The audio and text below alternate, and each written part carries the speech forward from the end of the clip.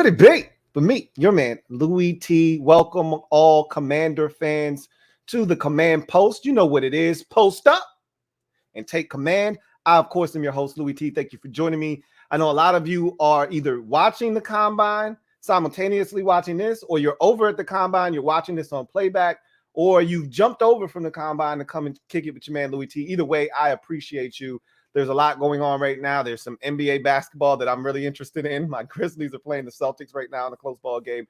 The NFL Combine is going on right now. And I can say this. I haven't watched the entire thing. Obviously, I'm here with you guys chopping it up, talking about our beloved Washington Commanders.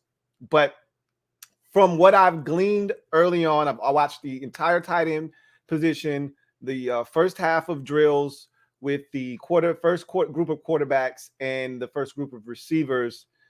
This is a fast group of wide receivers. That is abundantly clear. And I told you, there's not much that I gather from this, the Combine. And you'll get my full day one Combine report first thing tomorrow morning, so be on the lookout for that. But I can just tell you this. The receivers are really, really fast, okay? And that is always a good thing. It never hurts to be fast. Being fast doesn't mean you're a good receiver. It just means you can run really, really fast. So I thought Daniel Jeremiah said something that was very apt. He said, all that means is that these corners are going to have to come out and they're going to have to run. And there have been some years where we looked around and we said, what the hell is this shit at the cornerback position where dudes are running 4.5s and 4.6s out here looking like safeties and shit. So this isn't the year. Watching these receivers scoot up and down the line in Indy, this isn't the year for these corners to come out here running 4.54s and 4.61s and things of that nature. They better come out here running some 4.4s and some 4.3s. So the pressure is on, but we won't get to the DBs until Sunday, the final day of the Indy Combine. In any event, day one is a big day because it's the position we love to talk about the most, quarterbacks, but these receivers are making it very interesting. And I told you, I think this is a very deep draft class. What did I tell you guys? Rounds 3 through 5. Really, I think it starts at round 2, but really 3 through 5, you can get you a quality starting NFL tight end. It's one of the deepest classes in recent memory. This tight end class is a lot of good football players that guys are going to start, guys that are going to play pivotal roles as tight end 2s and a couple of TE3s in there. But for the most part, these are some athletically gifted tight ends that can make some things happen. So I'm really fascinated with the tight end group, but this receiver group is fast. That's the biggest takeaway thus far. I've still got more work to do. But again, you'll get that report tomorrow. And I'll tell you some guys that stood out to me, but I'll leave that for tomorrow. Anyway, we're here to talk about this football team and the things that I've gleaned from conversations that have been had with Ron Rivera and that of GM Martin Mayhew. Both stepped up to the podium earlier in the week, kind of addressing the football team, the state of the Washington Commanders, what the offseason will look like, some of the free agents that we have pending. Are those guys going to be back? Obviously, the biggest topic of conversation with anybody regarding this team is the quarterback position. There were a lot of conversations surrounding that. I'm going to tell you right now that what I heard from Martin Mayhew and what I heard from Ron Rivera, when I put the two together, it did not leave me overly encouraged, to say the least. I'm just going to be very blunt. A buddy of mine, one of my best friends, his mom used to say, they call me Frank Blunt because I'm frank and I'm blunt. I think I'm about to be Frank Blunt real quick with you guys. After watching Ron Rivera, listening to him speak, same with Martin Mayhew this week, I had hoped this entire time that Ron was just talking his team up, doing the customary, hey, we're not that far away, piece here, piece there, get this quarterback things figured out, and we got a shot. I was hoping that was what was being done, what was being said, and that they truly didn't mean that behind closed doors, they were saying, hey, we really got to do work here, here, and here. Listening to these guys again, and I told you, Martin Mayhew's a little bit more buttoned up. You're not going to get anything out there that he doesn't want out there. Same with Ron Rivera in terms of he's not going to say anything he didn't want out there, but Ron is more free with what he is willing to give up. whereas Martin's like, nah, I'm not giving you that, Anyway, the biggest takeaway for me from the scouting combine thus far with Ron Rivera and Martin Mayhew is that we are two things. We are delusional and we are desperate. Now, these things could ultimately work in our favor, okay? Being delusional can work in your favor. Here's how. You've all met this guy before. If you've played sports, especially basketball, you've met the guy that is delusional. He thinks he's the best dude on the court, got the illest handles. You can't rip him. He thinks his game is at Mount Everest. He thinks he's the best baller you've ever seen. Got confidence and swag to match. However, contrary to popular belief, he's not remotely close to what he thinks he is. The jumper is not wet. The handles are not slick. And you can pick his pocket. He's the first dude to call ball after you pick him clean. However, you'll never make that dude feel like he can't ball. And because of that, even though there are times where it'll work against him, there'll be times where he'll also light your ass up because he thinks he can play ball. And he's not listening to anybody that says otherwise. We could easily be delusional. Ron can be delusional about this roster because listening to Ron talk, okay, he's driving me nuts when he keeps referring to that 4-game win streak. And when he said it the first time after the season was over, I was like, okay, Ron, we did go on a 4-game win streak. It was fun. We enjoyed it. But we all know what that was. We recognize what that was. The first 2 wins on that win streak was impressive. Home against Tampa, on the road against a resurging Carolina Panthers team. You scored 29 against Tampa. You scored 27 against Carolina. Those were impressive victories. Defense played well in those games, forced turnovers, things of that nature, not against Carolina, but they got stops when they needed to, very timely stops at the end of that ball game. Those were impressive. But the other 2 victories against Seattle and against the Raiders, those were not impressive victories, okay? And yeah, the defense played well in those games, but the offenses that we played against also left a lot of meat on the bone in those football games. And while I want to be excited, I look at that 4-game winning streak and I say, hey, it was all fool's gold because what happened when we played the damn Dallas Cowboys? Okay, actually, the defense wasn't bad in that game. It was the offense that was a train wreck and didn't give us a chance. But still, I digress. The bottom line is Ron continues to talk about the secondary and how it needs time to gel and how they want to bring all these guys back. So when you go back to Martin Mayhew and he's talking about 3 guys in particular that they're going to speak with their agents and they're really interested in bringing them back.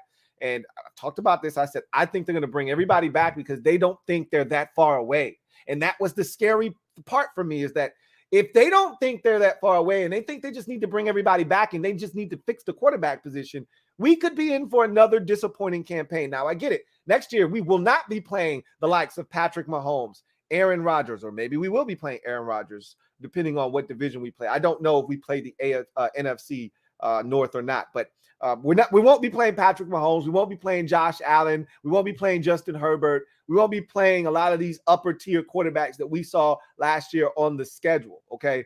We faced the gauntlet. I don't think any team in the league saw what we saw at the quarterback position. That said, doesn't matter. You still got to go out and find a way to get it done. And we didn't get it done. I look at this team and I look at the roster in particular, and I look at specific positions that they think that they're fine at, and I don't. And I listen to them talk.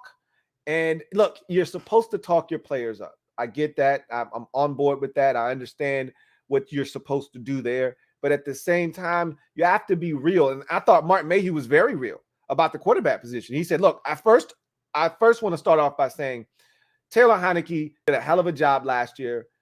He was not the starter that we penciled in at the beginning of the year. We got 16 snaps out of our week 1 starter, and then this guy had to play the remainder of the season. So we want to give Taylor Heineke a shout out. A guy's a super competitor, one of the most fierce competitors I know. However, we're looking to upgrade that position. Okay. That's what I want to hear. Okay.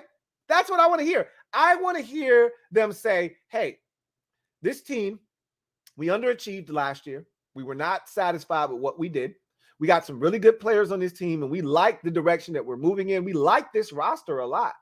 However, there are upgrades that need to be made with this football team. There are positions that need to be upgraded, and there are going to be some guys that we look to target, and that's what I want to hear.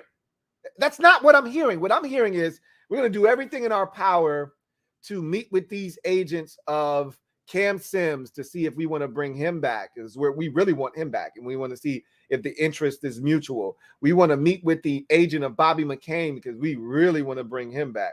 You know, another guy that we were really excited about, you know, and then they also talked about another guy. I can't remember who was there. Oh, JD McKissick. You know, and we all want JD back. I can't speak for you guys. I'll speak for myself. Of those three, JD is the one I want back the most. And I told you, I still want JD back and would like to draft a running back in this year's draft. I still would love them to take a running back in this draft class. Okay. And I want JD McKissick back, you know. Cam Sims, I'm like, I'm good on Cam Sims. I'm not opposed to bringing him back.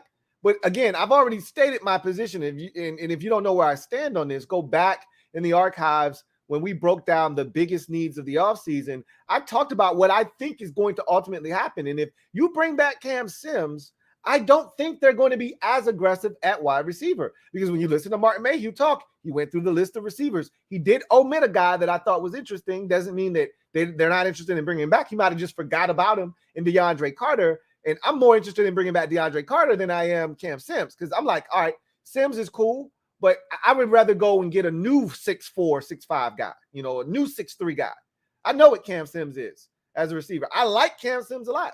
I don't love him. I'd love to go get a big guy that I love. However, if they brought Cam Sims back, I think they're looking at the receiver position, and they may add another guy. They may add another guy. They may add another guy, okay? But it's not going to be high on the list of priorities. You don't bring back Cam Sims, and then that list, the receiver position goes up, you know, a few rungs if you don't bring back Cam Sims, because then there's a gaping hole at receiver there for that big target that we need, because as I mentioned, we don't have any big targets on this football team. You know, you take Logan Thomas out of the mix, and that's why we struggle so badly in the red zone, because we don't have a guy you can just throw it up to and have him go get it.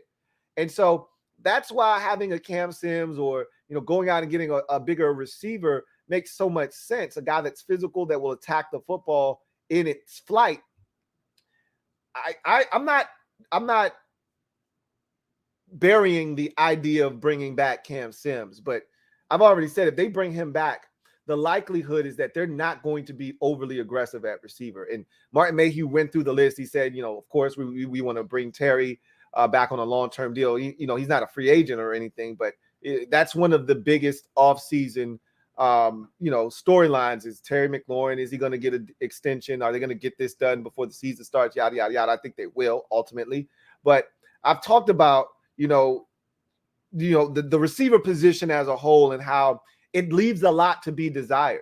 There's Terry. You know, obviously we got nothing out of Curtis Samuel. Never, ever trust a man with 2 first names last season. And that's okay. You know, he dealt with injuries. It happens. We're hoping that he bounces back. And as I've said, the reason I'm confident that we won't have to deal with this again next year is because that wasn't his MO. Like Paul Richardson coming from Seattle, that was his MO. He was injury prone, and we thought we could change him for some reason. Okay. Thought his injuries were behind him. And we had to find that out the hard way, that was in fact not the case. That's not what Curtis Samuel's career has been all about. So I'm hoping that last year was an aberration. He'll come back healthy and he'll help us, because I think this guy can actually help this football team. But, you know, after that, they expect De'Ami Brown to be better next year. And who doesn't? You know, year one is always rough for a rookie wide receiver. Not always, but, you know, in certain instances, everybody grows and matures at a different rate. I'm looking forward to De'Ami Brown taking that next step as well. But what if he doesn't? You can't be sure that he is. What if he doesn't? We'll see what happens with him, but they're counting on De'Ami Brown to take that next step. He talked about Dax Milne. I like Dax Milne just as much as the next man. And just look at Dax Milne as a replacement for Adam Humphries. Just think of it that way. Dax Milne is just going to slide into the Adam Humphries, you know, do the Humpty Hump. Come on, do the, oh, do me, baby. He's going to slide right into that role of Adam Humphries. So it's not like you're losing Adam Humphries, you're gaining a Dax Milne. So you slide him into the mix. But then there's still a hole at the back end of the receiving core, and that's where Cam Sims may come in, DeAndre Carter may come in. But I'm looking for an upgrade on the back end of the wide receiver group.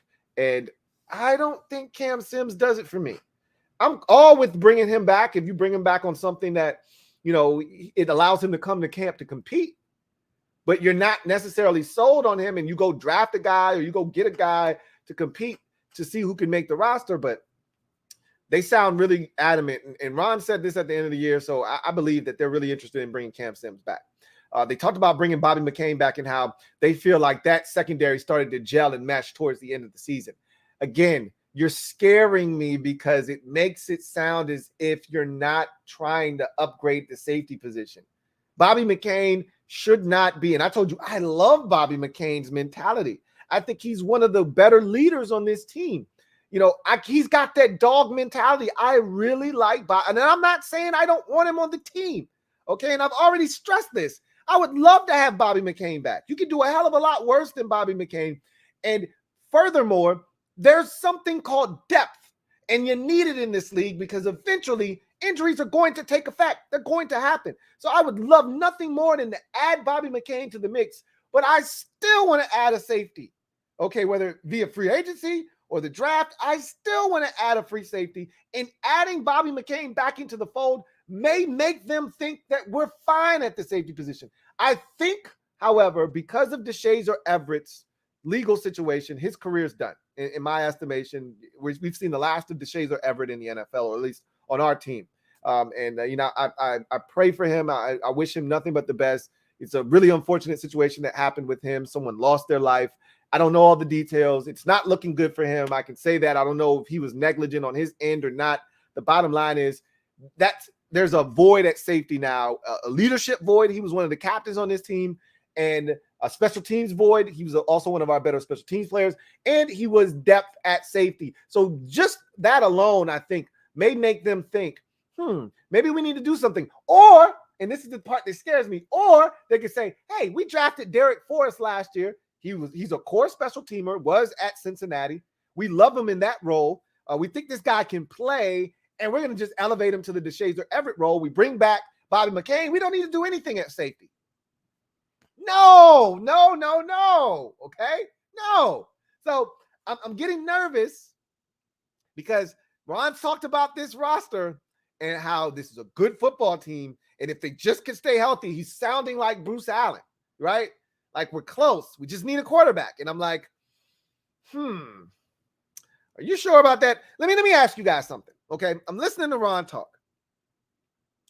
And Ron talks about the Matthew Stafford missed opportunity as if that was our opportunity to win a Super Bowl. Like, man, we went after Stafford aggressively. We swung hard and we missed. Does anybody out there think that with Matthew Stafford on our roster last season, that one, let's not even shoot for the stars. Do we even make the playoffs with Matthew Stafford as our quarterback? I think there's a debate there to be had. Absolutely. I think there were some games that Matthew Stafford would have played better in than Taylor Heineke did, and we might have had a chance to win. There's also some games where I'm not sure if Matthew Stafford would have taken care of the football. Remember, Matthew Stafford was among the league leaders in interceptions. The man threw 14 picks. It's not like he took care of the football, okay? So there would have been some games in there where Heineke played his ass off that maybe Matthew Stafford makes a mistake or two. I'm not saying, I'm just saying. At the end of the day, maybe there's a game or two that swings in our favor, but let's not act as if it was just a game or two that kept us out of the postseason, right?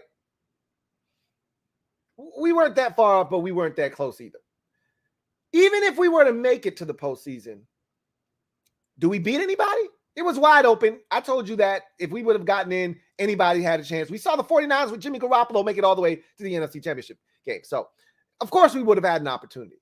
But do you really think, this is a big picture, do you really think we would have won a Super Bowl if Matthew Stafford was here last year? For me, the answer is a resounding no. And Ron talks as if, man, that was, we swung hard and had we gotten Stafford. Anybody care about what the Rams paid for Stafford? Yes, Ron.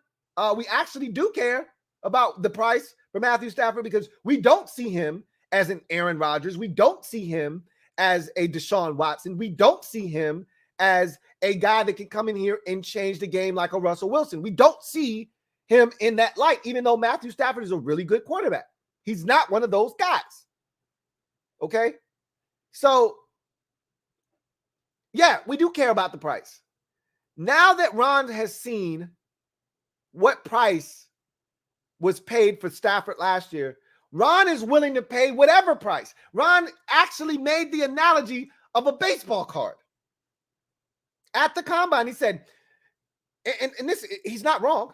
I've said this, you know, and I've talked about this on my other channel when I'm talking about cards, and we talk about the value of something. And really, it's not just cards. It's really anything in life. The value of something is what someone is willing to pay. It's really simple, okay? NFTs are some of the stupidest shit and dumbest things I've ever seen in my life. You can't touch it. You can't feel it. It's not tangible, really. And yet people, you know, spend copious amounts of money to occupy space, an imaginary space at that. It's the stupidest thing ever. It's the dumbest concept.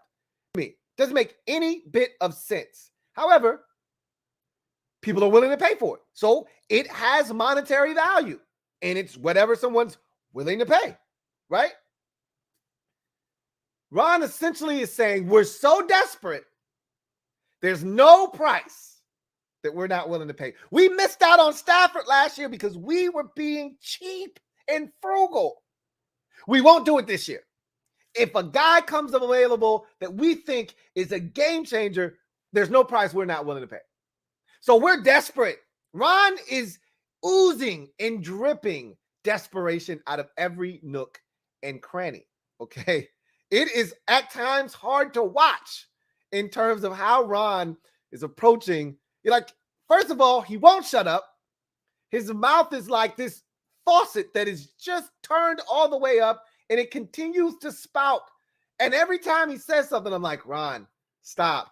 Ron, stop talking. Ron, stop talking. Ron, stop talking. Ron, stop talking. Because it makes him look even more and more desperate. We look desperate at the quarterback position. We're letting everybody who knows know about it. So if I'm Mitchell Trubisky's agent, this is crazy. I had a conversation with somebody the other day, and they were so spot on, it wasn't even funny. And they said, you know what's crazy is that we sit here and we talk about Mitchell Trubisky as if he won't have suitors. Like we're the only team that's going to be after him. Remember, early in the week, it wasn't this 2022 quarterback draft class that everyone was buzzing about at the Combine. The name that was resonating was one of Mitchell Trubisky. Okay, that was the name that was permeating the walls of Indy at the Combine.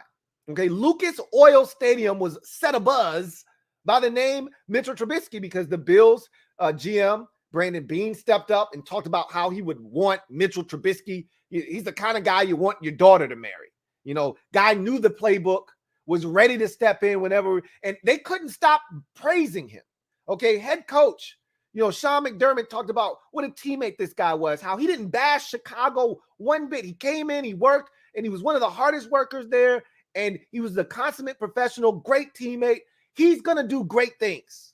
That's what the Bills keep saying, and everyone's like, maybe they're right, you know? Looking at this draft class, they're like, hey, he's better than anybody in this draft class. All of a sudden, you go from, man, I don't know if I want Mitchell Trubisky to, hey, if you want Mitchell Trubisky, show me the money. You got to show Mitch the money. This is a guy that took a 1-year, $2.5 million deal to back up Josh Allen, and he's going to parlay that into a big payday this offseason. Are you willing to be the team that's going to pay him? I know a lot of you are like, hell no, I don't want to be that team. Well, it could get a lot worse. I can tell you that much. It's crazy. I think we would, and you know, I actually am glad that Jimmy Garoppolo is having shoulder surgery because that complicates things from a trade standpoint in terms of teams being, you know, falling over themselves to get their hands on, because I really think we would be one of those dumbass teams falling over ourselves to try to get to Jimmy Garoppolo first. I really truly believe that. And I'm glad he had this shoulder surgery because now it puts a pause on it. Like teams are like, oh, wait a minute, shoulder surgery. Throwing shoulder? Yeah. Hold on a second. Wait a minute. Let's rethink this. I think that put a slight pause on the Jimmy Garoppolo sweepstakes because I want no parts of it. Let somebody else do that, right? I'd much rather go the free agent quarterback, give up no compensation for that guy. Yeah, you may pay him a little something. It's not going to be much. You're not going to feel bad about it. And draft a young boy and then see what happens. And if we're not happy with either one of those guys after the season, we can always try again next year. The draft class of quarterbacks will be greater. And then Ron can be desperate. Then you can be desperate and trade as much draft capital to get to the top of the draft as you so please and get a guy that we think is way more talented than anybody that we can get our hands on this year. And Martin Mayhew did not rule that out. He's like, hey, we're aware of who's available next year in the draft potentially if guys come out. However, we're looking to solve the quarterback position this year. That's the right answer, right? Like, we're aware. We know what's coming down the pipeline. You know what I'm saying? We know what's coming downhill in next year. But we're concentrating on this year because there's some guys this year that we think can make some things happen. And I told you guys already, I think there are 3 quarterbacks that they really like. There may be 1 or 2 that they love. There may be another that they wouldn't have a problem with taking, but I don't think that they're willing to take all of those guys, all 3 of them at 11. I think they may be willing to take 1 or 2 of them at 11. And if that other guy is available, maybe they trade back into the first round or up in the second round if he's still available. But it's going to be dicey because they're going to do something.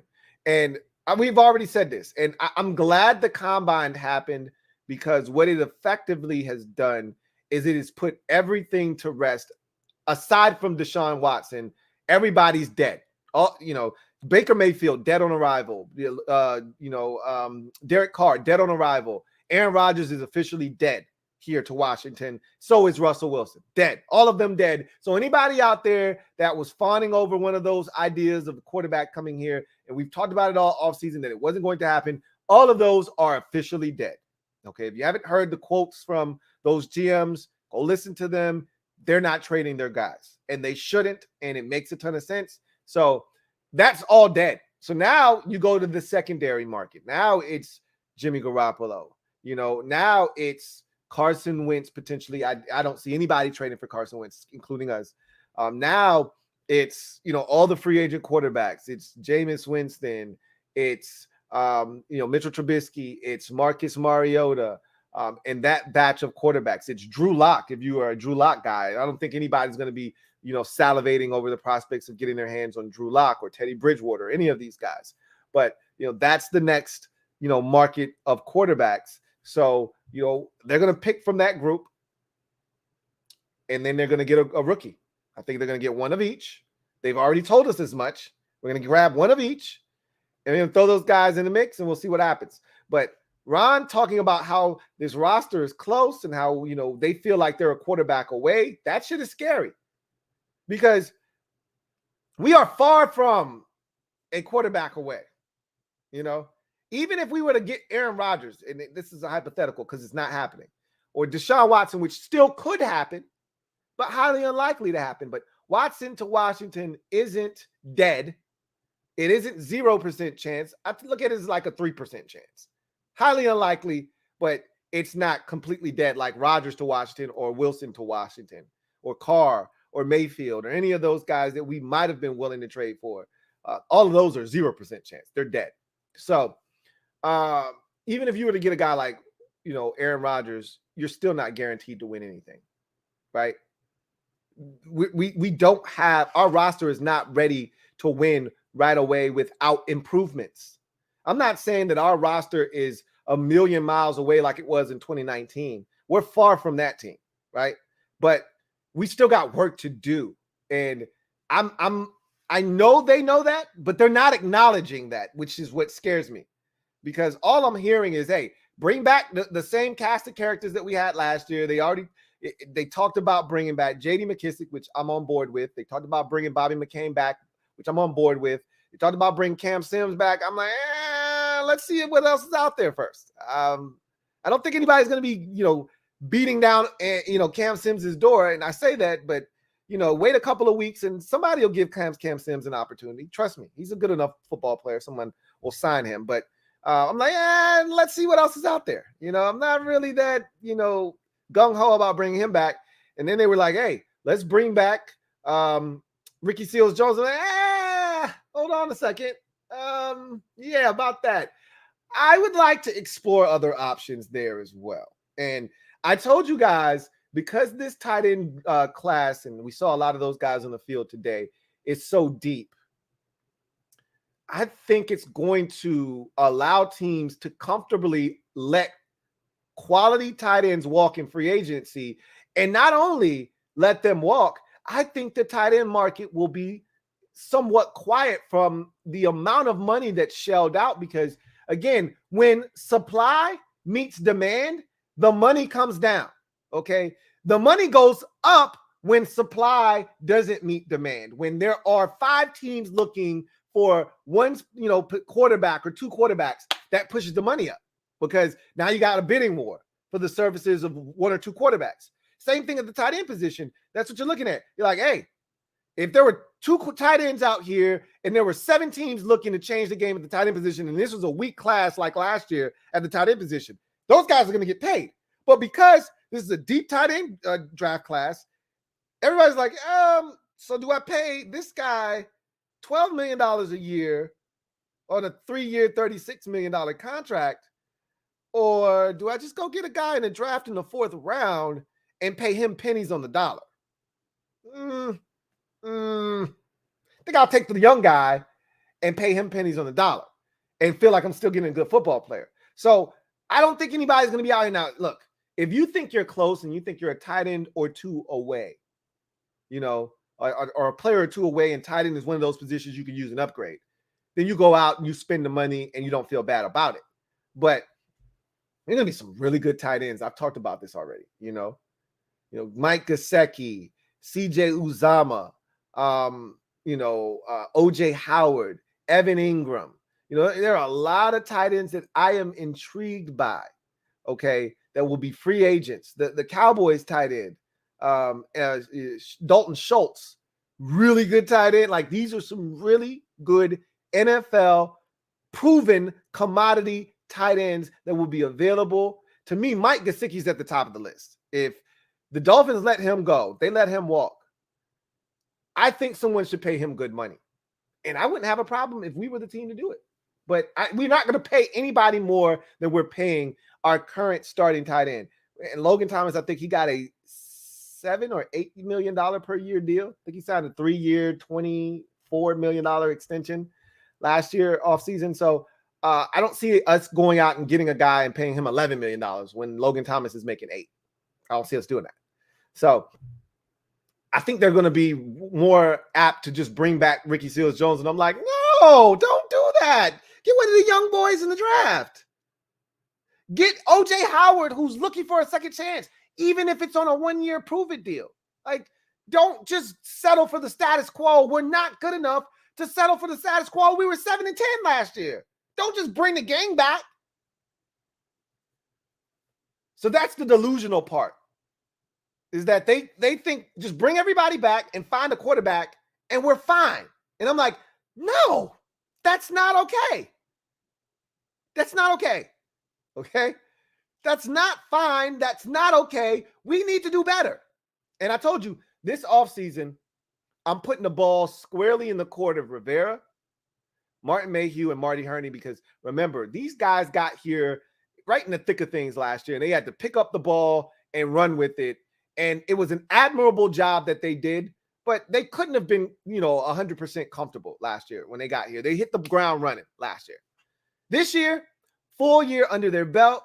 They know the roster now. They know the needs of this football team.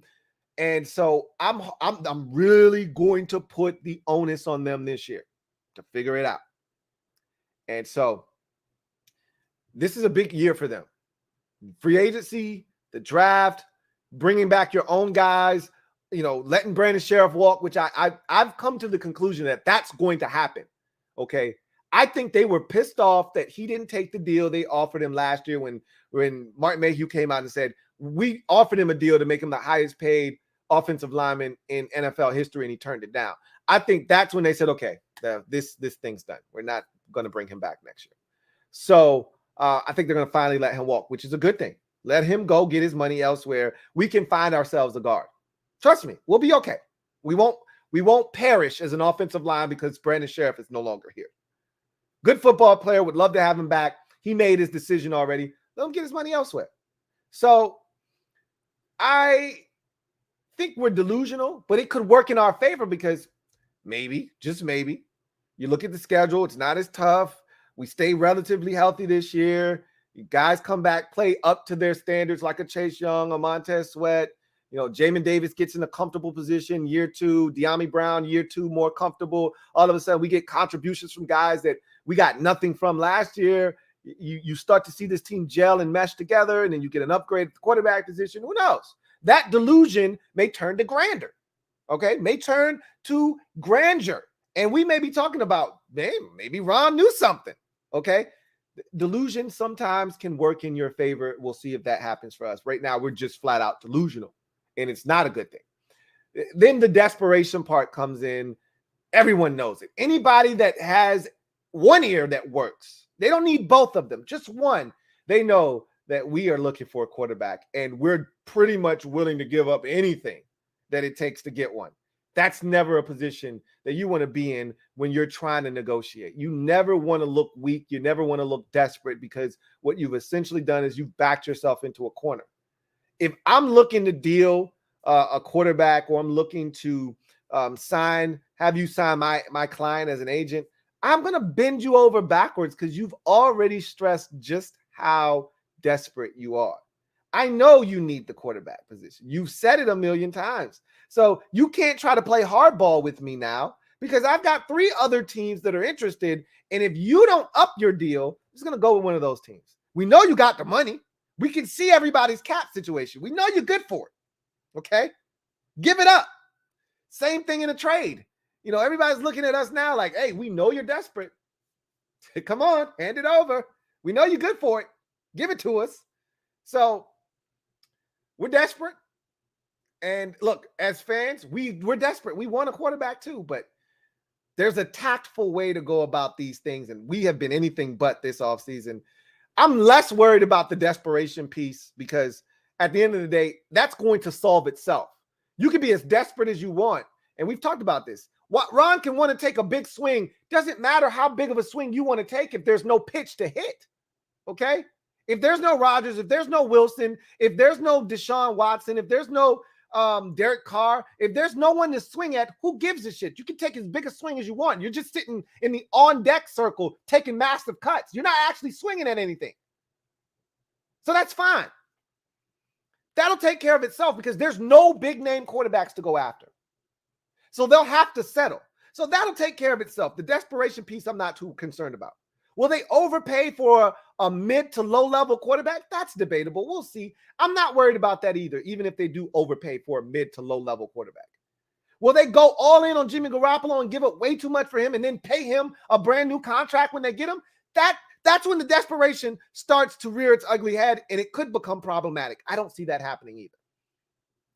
I'm more worried about the delusion, because if they think this roster with Casey Toohill, James Smith-Williams, and William Bradley King and Shaka Toney is ready to do damage at defensive end, if they think that our secondary, with Bobby McCain at one safety and Landon Collins playing a hybrid, but Cam Curl at the other safety, with the corner situation the way it is, with no depth at corner, I may add, especially if we can't keep, Juice healthy, with no depth at corner, if they think that this roster is close defensively and that this secondary is going to magically gel together and start playing phenomenal football, if they think that this defense is ready to take the next step as is, without adding any big-time pieces via the draft or free agency, if they think this offense that features a wide receiver group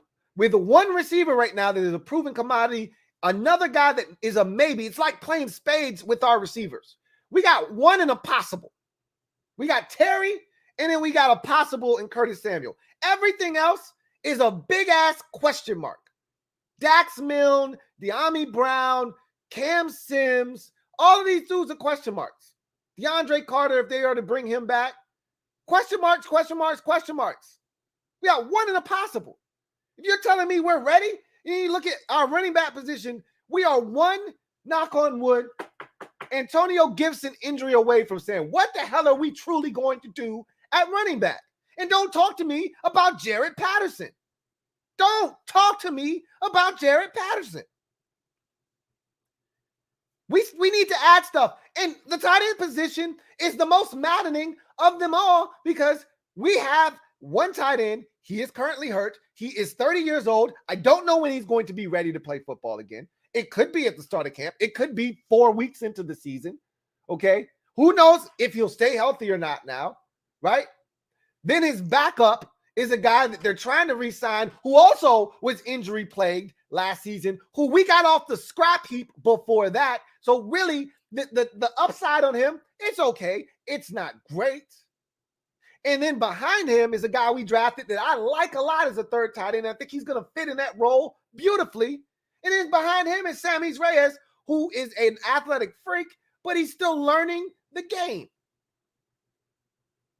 Not to mention the quarterback position is still unsolved, which is the biggest question mark of them all. And then the offensive line may have a hole or two because you've moved on from Brandon Sheriff.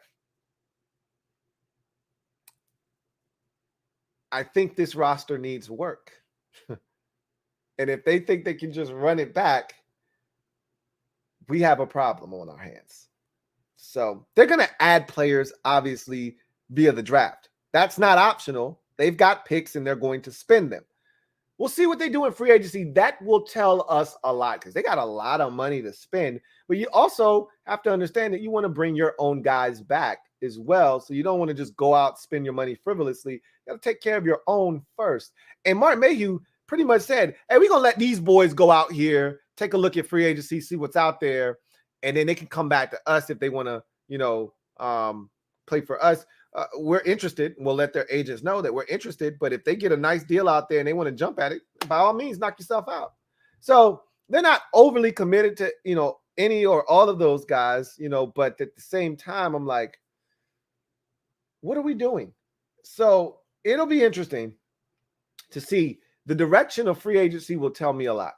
If we go out, we don't have to be super aggressive. I thought last year was perfect how we did it. We were tactful. We were purposeful in our movements. And I actually liked the guys that they went out and got. We were excited about the free agency class, which is part of the reason why we thought, hey, we could take the next step. You add William Jackson, you add, Curtis Samuel. Never, ever trust a man with two first names. And you look at, Ryan Fitzpatrick, which I wasn't all that thrilled with. Some of you were. And all of a sudden they're like, hey, look at Washington, coming off of a championship, NFC East championship season, add these pieces. Ooh, look out for Washington. I could go for another one of those off seasons. Excuse me. I could go for another one of these. Hey, be very selectively aggressive, as Martin Mayhew likes to say. Be selectively aggressive. I wouldn't be opposed to picking a tight end up, throwing him in the bag, picking up a safety, throwing him in the bag, or picking up a corner. It doesn't have to be a high-level corner, a big, pricey corner. But, I wanted – you saw how much the Bengals paid for Mike Hilton. I told you guys, Mike Hilton is almost at the top of my list of free agent acquisitions for this team. Go get Mike Hilton. He helped change that Bengals defense. Mike Hilton was outstanding last year. That's the kind of player I'm looking for to put in our slot, in our nickel. We still don't have a true nickel corner. We are hurting there. And it hurt us throughout the regular season. It started in week 1 when Keenan Allen could do no wrong in the slot. We knew he was getting it on 3rd and 7, and he'd still be open by 7 yards. We get killed in the slot week after week after week. We have to address this problem. And it's not on the roster. That guy does not exist on our football team as constructed right now. We need to add that guy. I would love to go out and get a free agent nickel corner that can play. I don't know if there's any Mike Hiltons out there this year that I'm enamored with, but I'd love to, go test those waters, see what's out there. go find a guy in the draft. If we can't find a guy in free agency, it'll be interesting to see what the mindset is of this organization. Are they going to kind of fall back in free agency, try to take care of their own, and then focus in on the draft?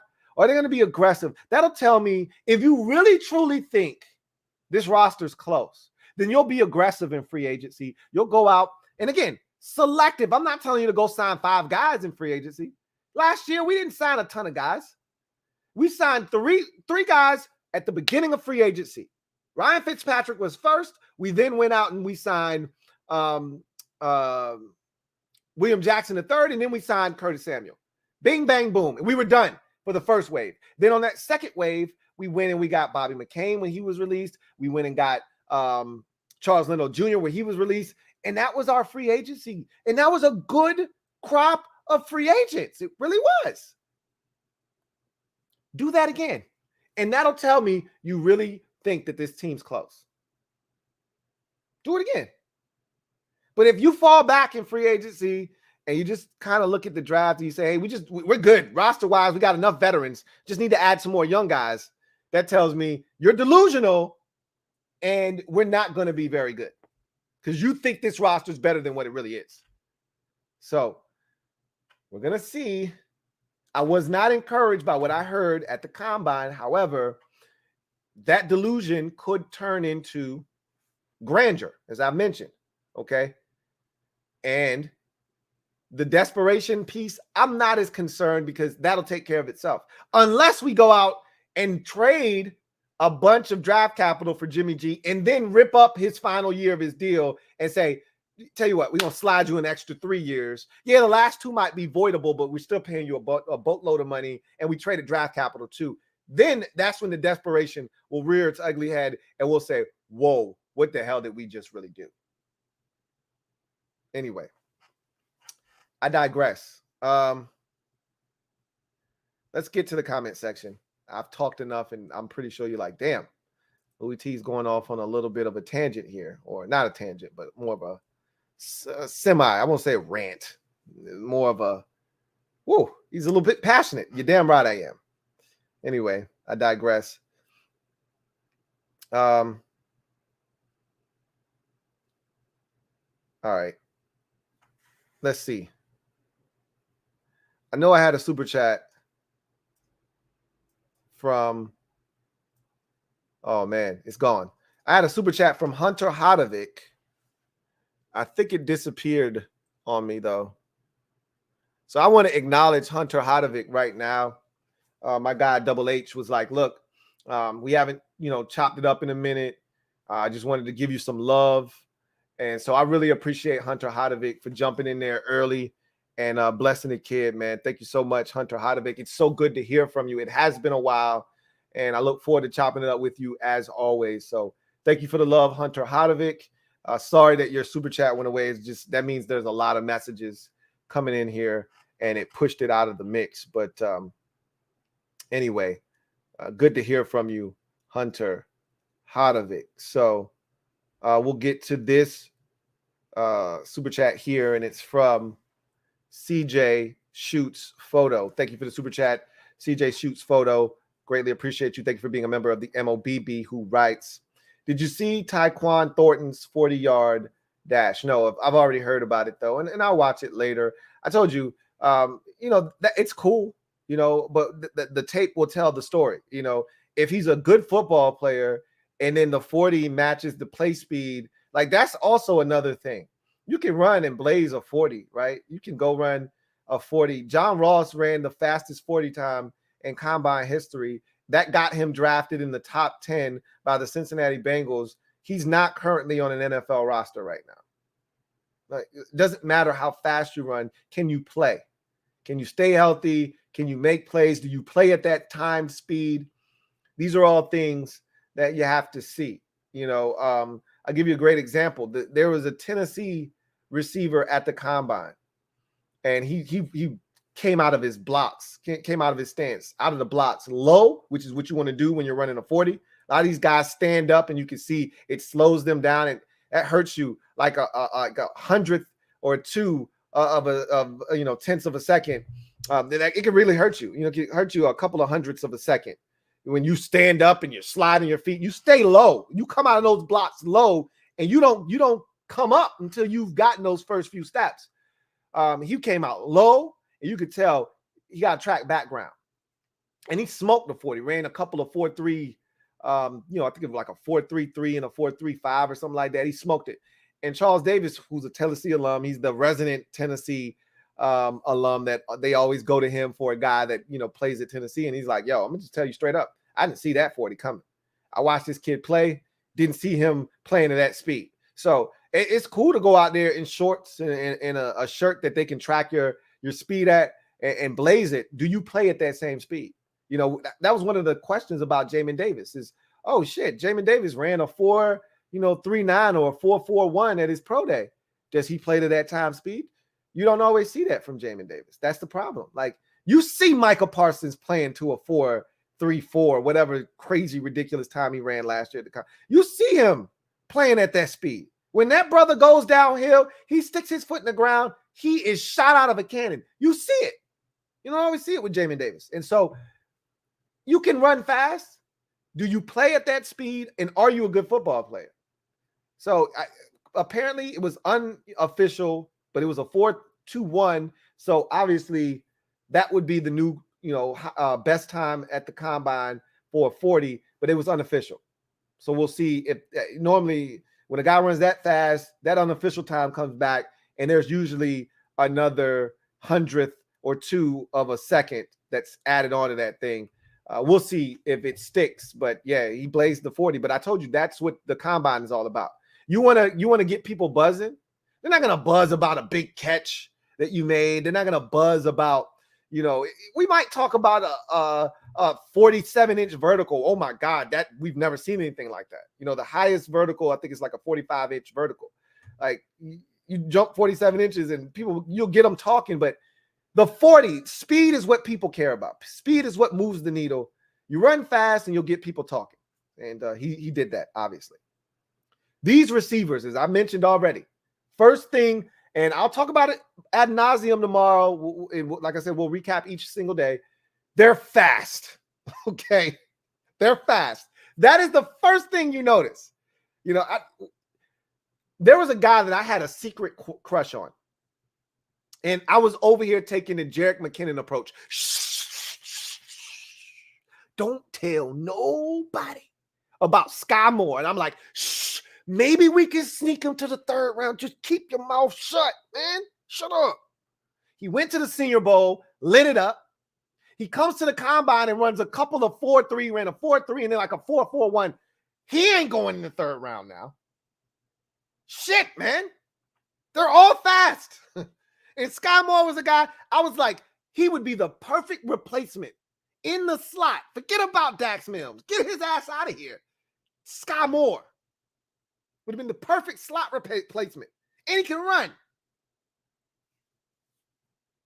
He ain't going to be there now because we can't afford to spend a 2nd round pick on a receiver. We can't do it. We could have spent a 3rd round pick like we did last year. We can't spend a 2nd round pick on a receiver. We're not in that position to do that. Anyway, I digress.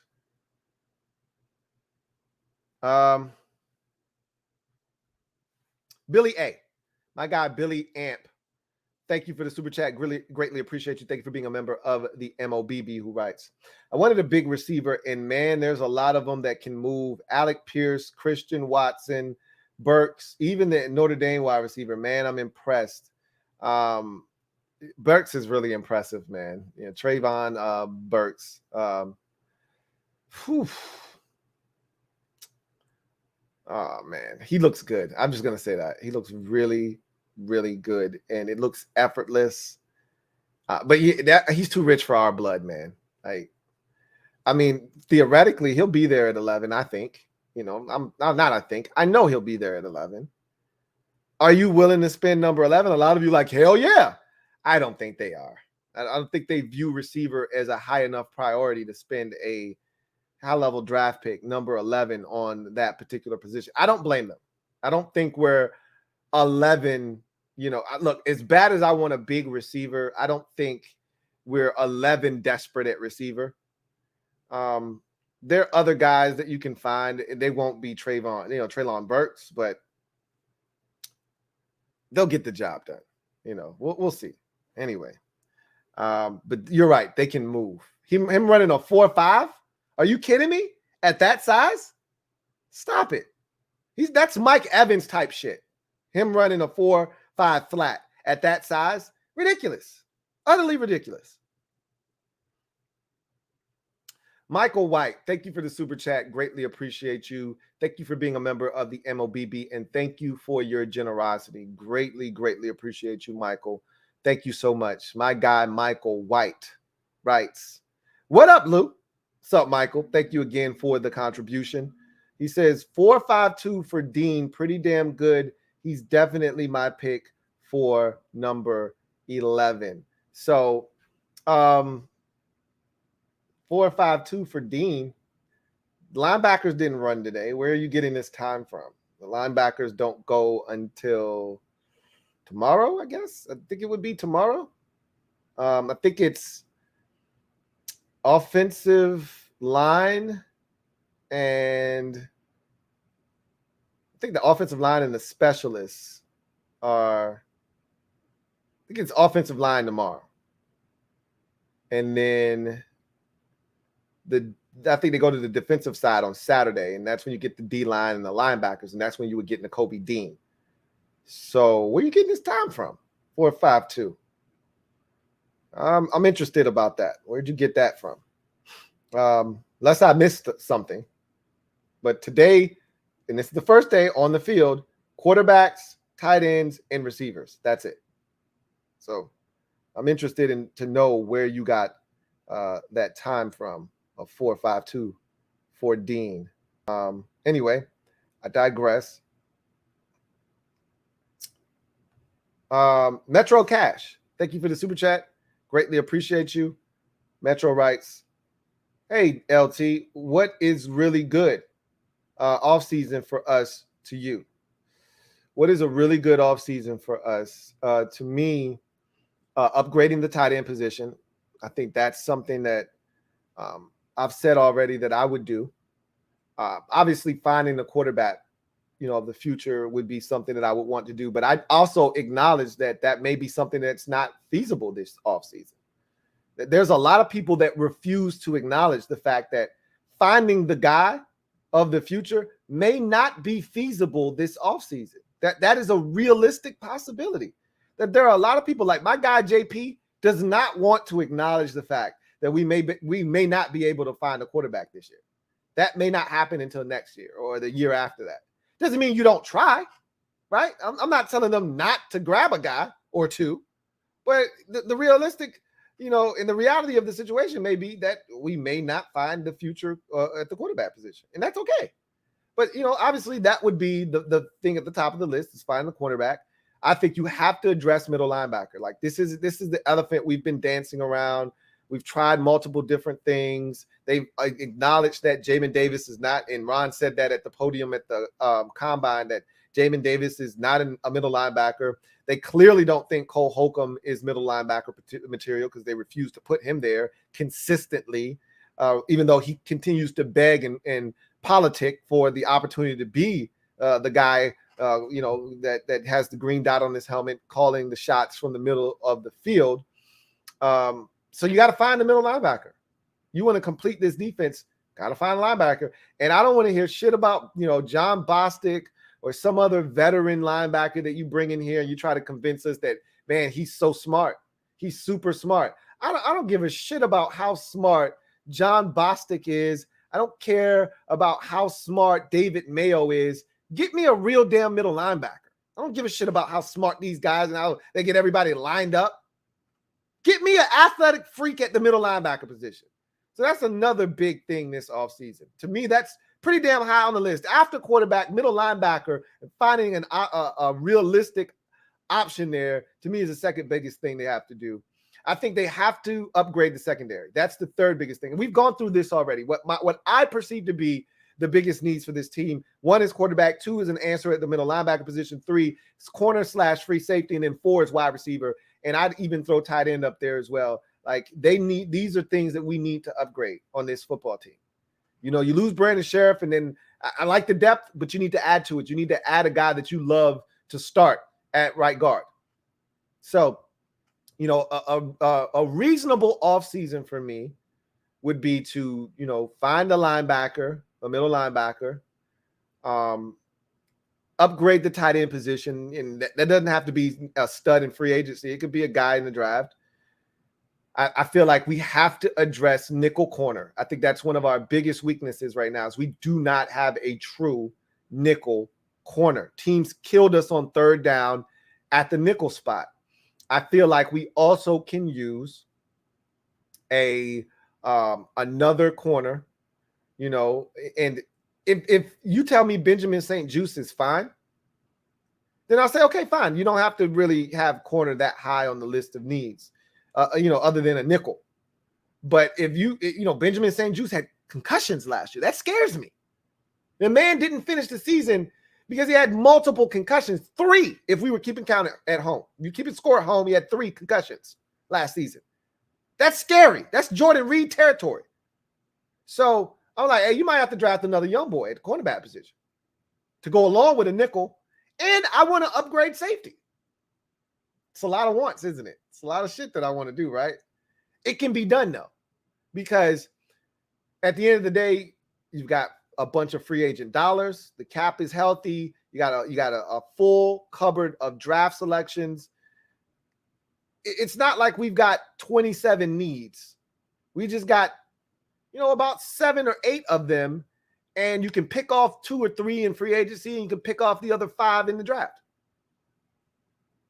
And you would hope that some of the guys you drafted last year step up to the plate and alleviate some of the stress of some of the positions, you know, just with their play and them, you know, being better acclimated in year 2. You would hope, but that doesn't always come to fruition. So I don't like to bank on that stuff. They haven't shown me anything that convinces me that they're going to be anything more than a contributor. So I need to make sure that I put, you know, if I'm, you know, Martin Mayhew, if I'm Marty Herney, if I'm the rest of that group, I just want to put myself in a position where, you know, whether these guys pan out or not, we got stuff, right? So we'll see. Anyway, Rob, thank you for the super chat. Greatly appreciate you. Thank you for being a member of the MOBB. My guy Rob, writes, Lou, Matt Corral's confidence is contagious, and Malik Willis is the ultimate boom or bust player. Do either make it to the bottom of the first? No. I don't think Malik Willis makes it past the Pittsburgh Steelers, personally. If they don't do something drastic, and generally speaking, their GM, who is retiring and they're looking to replace him, but generally speaking, they don't trade, you know, up in drafts. They've done it before in the past. They traded up to get Devin Bush, but it's rare. That's not what they generally do. So could the Steelers move up? Theoretically, yes, they could. If they get Louis Riddick as their GM, the first thing he could do is go get a pick guy. You know, Louis Riddick is a big pick guy, you know, and he loves him some Kenny Pickett. So I could see Louis Riddick getting the job and saying first order of business is to go get and I think, you know, Kevin Colbert is going to stick around for this draft. He's not going to just leave the next GM to fend for himself, similar to the way Ozzie Newsome, his parting gift on the way out, you know, for Eric DaCosta and company was, hey, I'm going to leave you with Lamar Jackson. Here you go. Have fun. You know, generally that's what guys on the way out at the GM position do. They stick around for the draft and then they leave afterwards. So we'll see what the Steelers decide to do. I don't see Malik Willis getting past the Steelers. They were super impressed with him at the Senior Bowl, and he's been blowing people away. We all saw the IG post or, you know, the social media post of him helping a homeless guy out in Indy. Like, everyone's just loving this dude. And if you believe in Malik Willis, the player, to go along with Malik Willis, the person, which by all accounts, Malik Willis, the person, has been sparkling and spectacular, both at the Senior Bowl and now the Combine. If you love Malik Willis, the player, like you do Malik Willis, the person, I don't think there's any way he gets to the bottom of the first round. As far as Matt Corral is concerned, he's intriguing because he says he's 100% healthy. He just chose not to work on the field at the Combine, which I told you, you're going to have, you know, 4 or 5 guys end up not working out. We've already heard about a corner from Clemson deciding not to work out. We heard from another one of the tackles deciding, I think it was Evan Neal of Alabama who said he wasn't going to work. I think it was another tackle that decided, I think I'm going to wait till my pro day. So you're going to see that, that's part of what happens as you get closer to the combine. Guys, you're like, know what? Nah. How many quarterbacks ran today? And look, quarterbacks don't have to run, but you'd like to. I would like to put a time to Malik Willis, right? 2 quarterbacks ran out of that first group. 2. Anyway, I don't think either one of them makes it to the bottom of the first round. Corral is interesting because his pro day there will be a lot of stock put on his pro day because he got injured. You want to see what he looks like. Haven't seen him since he got injured. He wasn't at the Senior Bowl because he's not a senior. He didn't do anything other than interviews at the Combine. So his pro day is going to have a ton of stock invested in it. And if he comes out shining like white diamonds, I don't see how he makes it to the end of the first round either. So we'll see.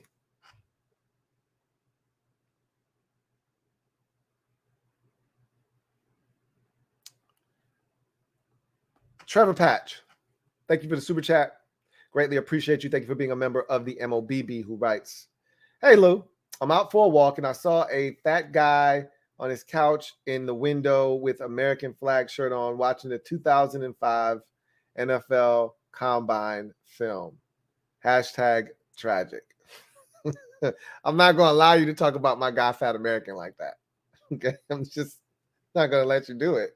And so I'm not even going to sit here and entertain your chicanery or tomfoolery, Trev, because Fat American, that's my guy. But that's a very apt description of what he was probably doing this evening.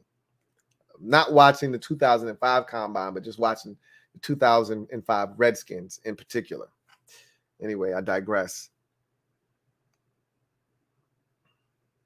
Anyway, CJ Shoots photo. Thank you for the super chat. Greatly appreciate you. Double up. Thank you for doubling up. CJ Shoots photo, who writes, "If we get another bridge QB for 2022 and then wait to draft a quarterback in 23 that needs a year or two to develop, then Ron's plan will officially run out of time." So that's the scary proposition, is that that's why Ron is trying to get it done this year, because Ron doesn't want to be the old Philadelphia 76ers GM that came up with the process, Sam Hinkie. For those of you who don't know the story, Sam Hinkie was the general manager of the Philadelphia 76ers when they stunk. And they stunk for a very long time after Allen Iverson and that whole group kind of, disbanded. They were bad, very bad. And, they had one little stretch there with Lou Williams where they made it to the playoffs, but that was like a flash in the pan. They stunk, did the 76ers. And in comes Sam Hinkie, and he comes along with this thing he calls the process. And his moniker, trust the process. And he drafted a whole bunch of guys, and they had back-to-back first round, number 1 overall picks, or like number 2. They drafted Joel Embiid. He didn't play his first 2 years because he was injured. They drafted the kid from Duke. Can't remember his name, the big kid from Duke.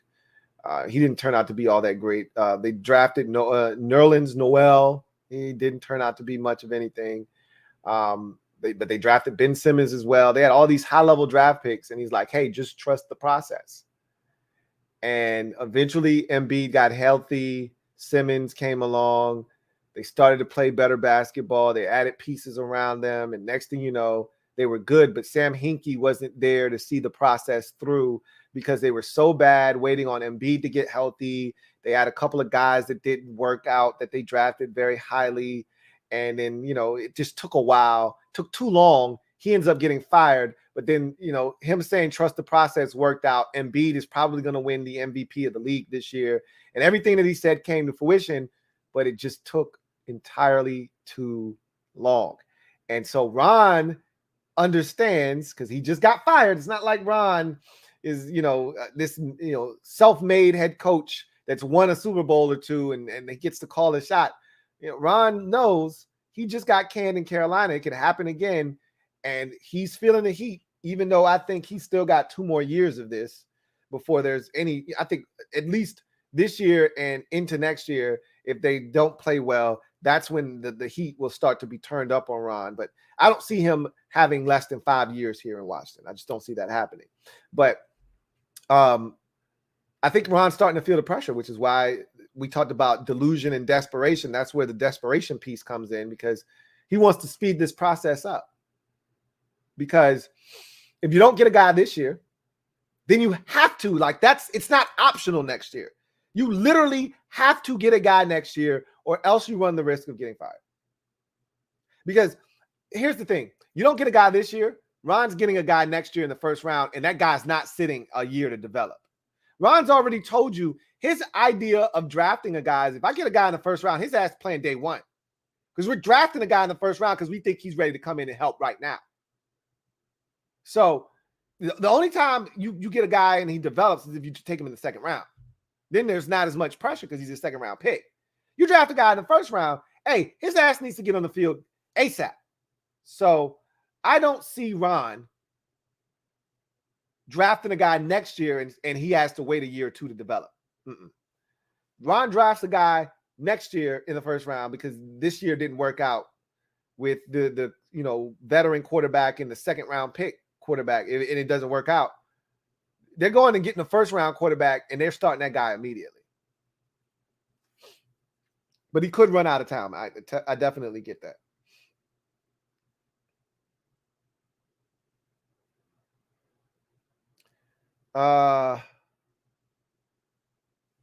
J. Kurt 20. Thank you for the super chat. Greatly appreciate you. Who writes,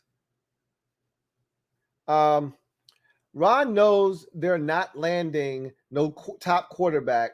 He's just telling the fan base we're trying, so he knows he has to settle for a bridge quarterback.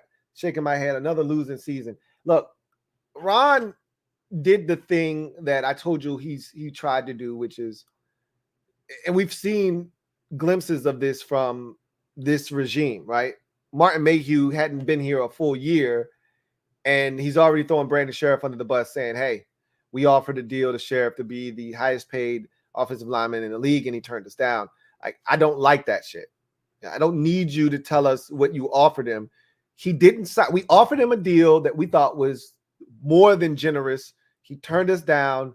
It is what it is, I don't need you telling us we offered him a deal to make him the highest paid offensive lineman in the league, and he turned it down. That's pretty much you trying to get us to pick sides and say, hey, Sheriff's being greedy. I told you that felt Bruce Allen-ish.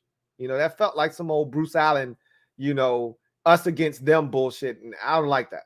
I don't like guys that come in and try to be divisive. That said, as a fan, I don't need you to try to get me to be on the side of the team, right? Just do your job to the best of your abilities. And we're not dummies. We follow this thing pretty damn close. For the people that don't understand how this works, you may need to break it down for them. But most of us, we follow this shit every single day. We know what Brandon Sheriff was doing. We know why he didn't sign a long-term deal. We're no dummies. We know why he left money on the table. Because he was going to get more money in the long run. And he understood that. So them essentially coming out this year and saying, hey, we need a quarterback, and we swinging for the fences, is their way of saying, hey, we tried to get Stafford last year. It didn't work. We're going to try our hardest, our damnedest to get one this year. And they know good and well Rodgers wasn't coming here. There was an outside chance if Derek Carr wasn't happy with the Raiders hire, we could have gotten Derek Carr. I think he would have been interested in coming here. And I think there was an outside chance that, if things had fell through in Cleveland, Baker Mayfield could have ended up here. And, I think that if things fell apart in Seattle with Russell Wilson, I think there was an outside chance that he could have ended up here in Washington. Sure. But the reality of the situation is Aaron Rodgers was never coming here. I never thought Russell Wilson was going to be available, and he's clearly not. Baker Mayfield, I didn't think would ever become available, and clearly he's not. Derek Carr, I thought the Raiders would be foolish to let walk away, and clearly he's not going anywhere. Deshaun Watson is still available, but again, his situation is so convoluted that I just don't see how anyone could feel really comfortable trading for him at this current juncture. So it leaves you in a vulnerable spot. But what they essentially wanted to tell the fan base is that, hey, we trying. It's not for a lack of trying. It's just nobody is available. But we're trying. Ding. So, yeah, Ron's essentially going out here and campaigning to everyone that we're desperate and we're looking, because he wants everybody to know we tried, but this is the best we could do. When they ultimately settle for a bridge quarterback and could be a first-round pick at quarterback. I don't want to keep talking about a second-round pick, because if one of the guys that they truly like is there at 11, they're going to pull the trigger. I think there are 3 guys that they like. I think there are 2 that I won't say love, that's a very strong word, but they strongly like. They have huge admiration for, and if they're there at 11, they will take them. I don't think that third quarterback they're willing to take at 11, but if he's around late first round, if he's around early second, I think they would be, prepared to move up to get him. So we'll see what happens. Anyway, I digress. He knows we're not getting a big name quarterback. I told you that 2-3 weeks ago. Ron spoke on a radio program, and he pretty much said, look, I know what this is. I see that's why he said veteran quarterback and a rookie, because if you're getting a big name quarterback, there is no rookie quarterback. If you get Aaron Rodgers, you're not drafting a rookie too. That's how Green Bay got into trouble. If you trade for Russell Wilson, you're not drafting a young quarterback. For what? You got Russell Wilson. You see what I'm saying? You draft Derek Carr, or you trade for Derek Carr, you're not drafting a young quarterback. You got your guy already. So when Ron said 2-3 weeks ago, we're going to end up with a young guy and a veteran on the roster to go along with Taylor Heinicke, he's essentially telling you, yeah, we're not getting any of the big name quarterbacks. We've struck out there in that department. And I damn sure don't want anything to do with Jimmy Garoppolo. Again, this shoulder surgery couldn't have come at a better time, because I think that cooled the damn Jets, because I think we were poised to do some stupid shit. It's almost like the time we tried to give up 2 first-round picks for Chad Johnson, and the Bengals was like, nope, we ain't trading them. Woo! Thank you, Mike Brown, for saving us from ourselves. Think that shoulder injury and that surgery might have just saved us from ourselves. Anyway, I digress. What's up, Deacon Frey? As a fellow lurker, I know it's hard to come from out of the shadows. What's up, man? Rob, thank you for the super chat. Greatly appreciate you. Double up. Thank you for doubling up. Who writes, I don't know what it is about Mariota, Lou, but he is the perfect bridge quarterback. My biggest issue, I told you, I wouldn't mind kicking the tires on Marcus Mariota. Here's my problem with him. He's injury prone. I don't want to end up in a situation where that young, now again, if that quarterback is taken at 11, then I want him to push whomever the bridge quarterback is for a chance to start week 1. And I think Ron and company are like, yeah, we get this rookie quarterback at 11, to hell with the guy we signed, a month ago in free agency. To hell with him. This rookie might be in there week 1. I'm all for it. But if you get a guy in the second round and he's not ready, you know what I'm saying? Follow me here. And he's not ready, then you need that bridge quarterback to start. And you would like him to do essentially what Jimmy Garoppolo did for Trey Lance, and that's keep him at bay, essentially, by winning games and playing well enough that rookie doesn't have to play, and that you can eventually turn the reins over to him down the road. That would be ideal. But Mariota is going to get hurt, and that's going to force us to go back to Taylor Heinicke. For me, I don't want to see Taylor Heinicke again until we have our guy. Then I feel like Taylor Heinicke can then assume the role that he was destined to play, which is the quintessential NFL backup quarterback. I don't want to see Heinicke in because our bridge guy got injured and our rookie still isn't ready. Like, that's the worst case scenario, that we end up with Heinicke back on the field and the rookie's not ready and the bridge quarterback's injured, and you're like, this is just last year all over again. What are we doing here? I want to get to a point where the quarterback is established, and then if Heineke comes in, we got a good football team. We're ready to go, and Heineke can steady the ship, for a couple of weeks until that quarterback is ready to come back in there and do damage. So we're not there yet. So I don't want to see Heineke right now. I'm not ready to see him again. I don't want him going. I've made this abundantly clear. I think he's a tremendous backup quarterback in this league. I want him here. I just don't want to see him on the field right now. So with Mariota, the likelihood that you see Taylor Heineke on the field goes up exponentially, because it's not a matter of if with Mariota. I've stressed this already. He's like Tyrod Taylor. It's not a matter of if he's going to get injured. It's when and for how long. So that's what kind of makes me pump the brakes and drive slow, homie. Drive slow on Marcus Mariota.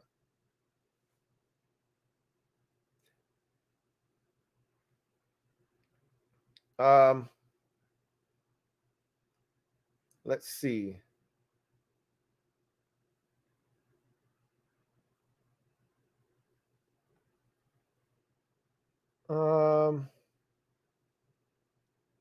See if we got any more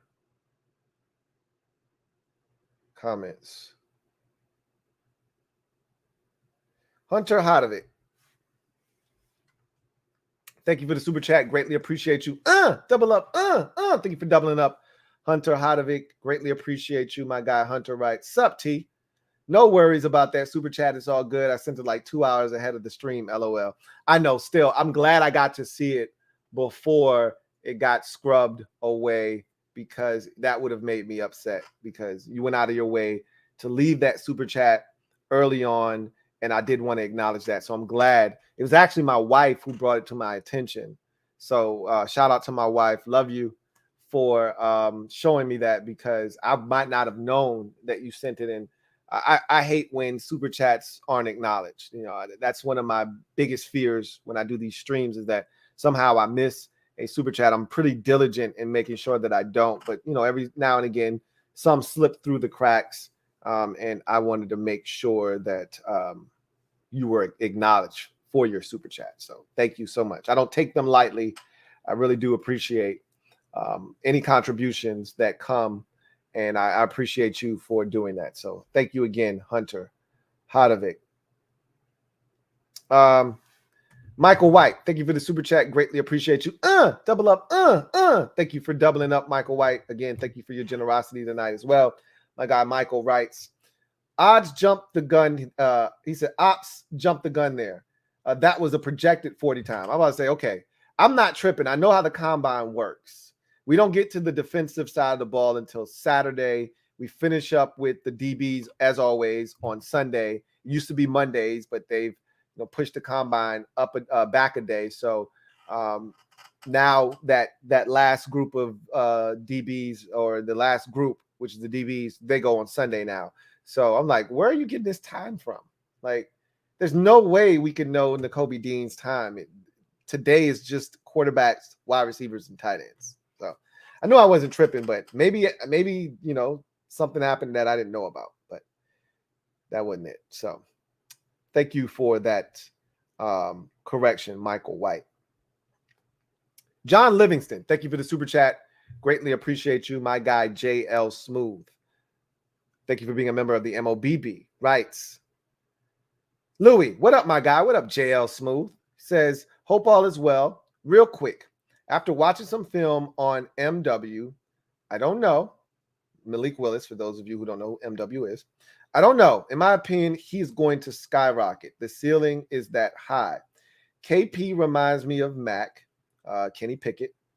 He says, Malik with the flash plays could be Josh Allen 2.0. I don't see Josh Allen with him. Number one, he didn't have the size to be Josh Allen. Like, if you're looking for Josh Allen 2.0, that guy's already in the league. His name is Justin Herbert. That's Josh Allen 2.0, if you're looking for that guy. So I don't think Malik Willis is in that neighborhood. I think he has immense talent. I've talked about this. He's toolsy. Same thing I said about Justin Herbert, but a lot of people didn't love Herbert. I'm included in that camp coming out of Oregon. I didn't love Justin Herbert, but I said he's toolsy. He's got everything you need. Malik Willis doesn't have everything. He doesn't have the size you're looking for, but he's got everything else: athleticism, arm talent, playmaking ability. Apparently, he's a smart guy. There's a lot there to like, but it's Liberty. He did transfer from Auburn because he couldn't get the starting gig there, and there were some issues and things of that nature that landed him at Liberty. But at the end of the day, there are questions. Does he have enough answers?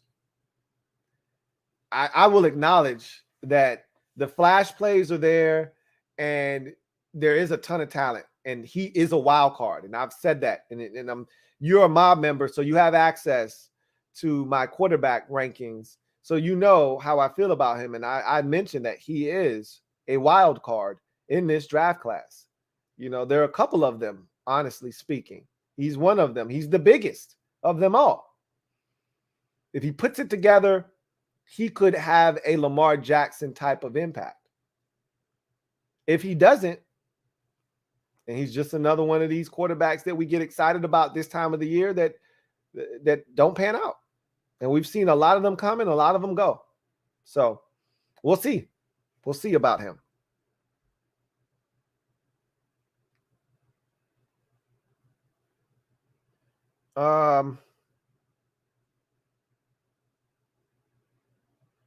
Let's see. Let's get to the comment section. Condo P, my girl Condoleezza Perry, thank you for the super sticker. Greatly appreciate you. Thank you for being a member of the MOBB, and thank you for being essentially the resident assistant, if you will, always keeping things in order here in this house. Thank you so much, Condo P. Greatly appreciate you for the super sticker and all that you do for the Louie T Network. All right. All right, so that's the last super chat. So we'll go ahead and get out of here since there are no more super chats. I know a lot of you are watching the Combine. I kind of hated to even come at you tonight because I knew a lot of you would be entrenched in the Combine. But the biggest thing that I took away from this week, and we haven't even gotten through the full week, is what Ron and Martin Mayhew have said. And to me, right now, they sound desperate, more so Ron than Martin, and delusional. And I think Martin contributes to the delusion because he's talking about re-signing a lot of the guys that were here last year that made this team average. And Ron keeps talking about the 4-game win streak. You know, Ron keeps talking about this roster, if it's healthy, how good it could be. And I'm like, this roster's okay, good. It's okay, healthy. It's not great. Again, they're supposed to talk up their roster and their team. And a lot of these guys, they added, so they want to talk them up. Just make sure behind the scenes you're honing in on specific positions and players that are going to continue to add to the depth and talent pool of this roster. That's all. And if they do that, I'm fine with it. They can say whatever the hell they want. But if they are looking to just kind of bring this team back, status quo, add a few draft picks, and that's it, I'm going to have a big problem with that. A big problem with that. So we will see. CJ Shoots Photo. Thank you for the super chat. Greatly appreciate you. Who writes, do you know the latest on Deshaun's case? Think teams are waiting for the outcome. When will that be? Watching. So there won't be any resolution to his situation anytime. So you know how slow the U.S. justice system moves. There are so many different layers to this thing. At the earliest, I'm thinking this thing will be resolved by like 2023, maybe, at the earliest, 2023. It's not happening this year. So if you're trading for Watson, you have to be in constant communication with the league as to what any, sanctions may be with him, any suspensions or anything of that nature. Right now, the league is like, we're not doing anything to him because, you know, there's nothing really here to see as of right now, you know. But the minute somebody trades for him and threatens to play him, that's when the league is going to have to get serious about a lot of this stuff, because they haven't been put in a position where they've had to act. They're right now at the we'll cross that bridge when we get there situation. And they haven't had to cross that bridge because Deshaun Watson hasn't been remotely close to playing in Houston since he declared that he would never play for the Texans again. So, and he wanted to be traded. That has put the league in a great position where they haven't had to do anything. But if someone trades for him, they're then going to have to be responsible. Now, they may ultimately say, look, the criminal charges right now that have been filed, there's no validity to it. We can't suspend him for something we can't prove that he did. You know, something's off, something's amiss here, but we don't actually know what exactly. And so, but we've seen the NFL suspend for less, i.e. Tom Brady and Deflategate. So we don't know what the hell's going to happen right now. I think teams are kind of monitoring the situation. And I think what will have to happen is free agency will pass. The draft will pass because everybody wants to see if they'll get a guy first, right? And then if you strike out, that's when you go back to the Texans and say, okay, what is it going to take? Because again, I'm not willing, if I'm a team, I'm not willing to give you my first round pick this year, especially if I'm Washington. I would prefer to give you my first round pick next year and the year after that and the year after that, because I think I'm going to be really good with Deshaun Watson. So I think that pick's going to be 27 and then 30 and then hopefully 32nd because we won the Super Bowl with Deshaun Watson.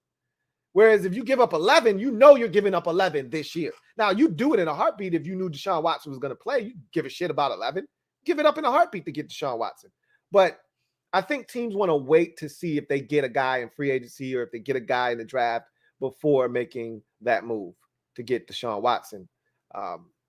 It's a wait and see thing. But if you've been in constant communication with the league and they tell you, hey, you can go ahead and trade for him unless something develops with his case, he's free to go. Like they had already said, you know, had the Texans decided to put him on the field last year, he could have played.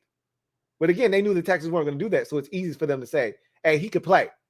If y'all want him to play, he can play. It's easy to say that when you know they weren't going to play him and he wasn't going to play. So we'll see what happens.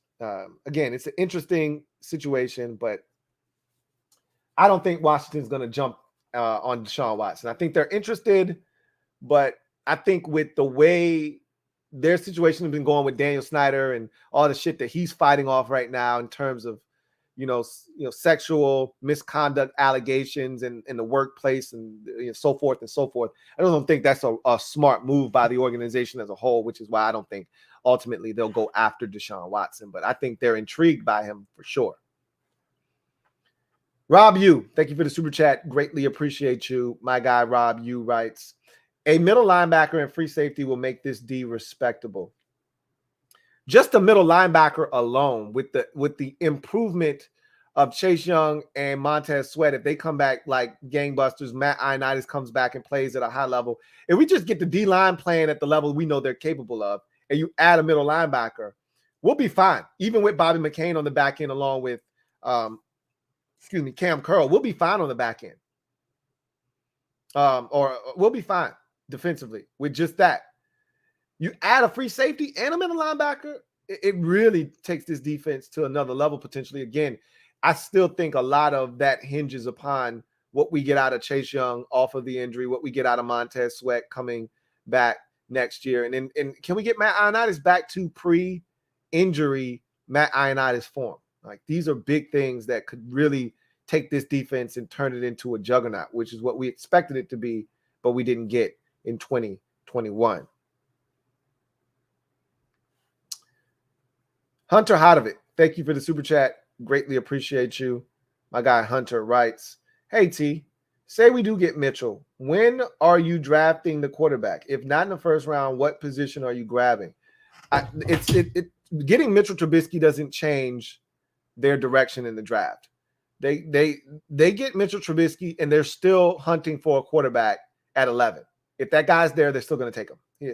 You're drafting Mitchell Trubisky or any other bridge quarterback. Any quarterback that you don't have to trade for is not going to stop Washington for spending the 11th pick overall in the draft on a quarterback. The only thing that would stop Washington from drafting a quarterback at 11 is if they trade for a quarterback. Any guy signed in free agency will not stop them from taking a quarterback at 11. So let's make that abundantly clear. In order to stop Washington from drafting a quarterback at 11, they have to trade for a guy, whether that's Jimmy Garoppolo or Derek Carr, somebody like that. That would be the case. Then they wouldn't take a quarterback at 11. They'd try to build around that quarterback. But if they sign a guy in free agency, Marcus Mariota, Mitchell Trubisky, Teddy Bridgewater, somebody like that, Jameis Winston, they're going to still look to draft a quarterback at 11. If that guy that they covet is not there or 2 isn't there, then, the board then speaks to you. Is it corner that tickles your fancy? Because we still need help at that position. Is it a linebacker? Do you go linebacker first round 2 years in a row? That's a distinct possibility. Do one of these receivers blow you absolutely away and you say, look, I don't know if Mitchell Trubisky is it, but you know what Mitchell could definitely use? Another weapon to get the football to. And you take a receiver. They could go in a number of directions. At that point, you don't go quarterback. You let the board speak to you. It's not a matter of need or any of that. It's who is the best player on the board right now, because I can't think of one position on this roster that we currently have other than tackle where I go, you aren't in a position right now to not take that position. Like they just gave Charles Leno that 3-year extension, so they don't need a tackle. They just drafted Sam Cosmi last year. They don't need a tackle, okay, theoretically speaking. Every other position, though, guard, receiver, linebacker, corner, safety, all of that shit's on the board. So if one of those players is there and they're highly rated on your board, you take them. So I could see them going in a multitude of directions at 11 if it's not quarterback.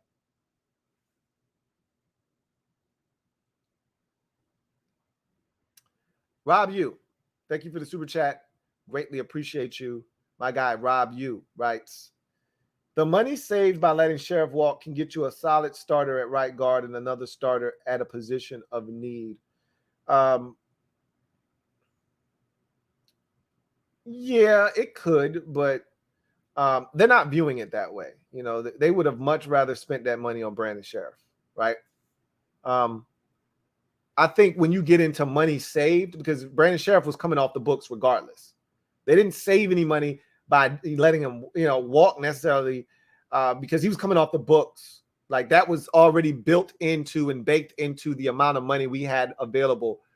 I know what you're saying. Not signing him is going to free up money.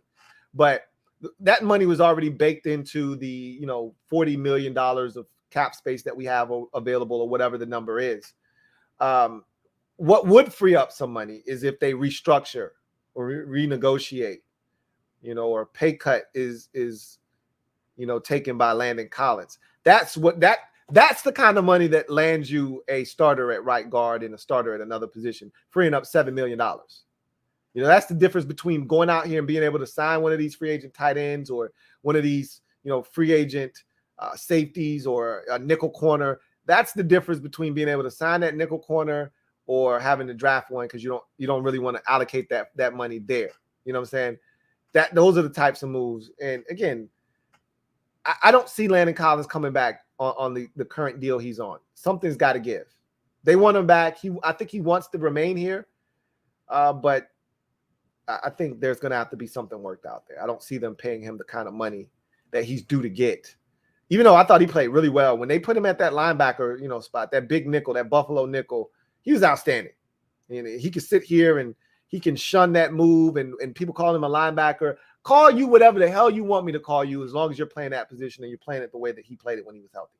So anyway, I digress. We'll see what happens. Kingpin Hill, thank you for the super chat. Greatly appreciate you. Kingpin Hill writes, sorry I'm late. No need to apologize. None at all. He says, D. Ritter ran a 4.49. I'm not saying, I'm just saying we can't wait till the second round and try to address another position in the first. 4.49 is great. much faster than I thought he would run. He doesn't play at that speed, though. Okay. Nobody watched Desmond Ridder.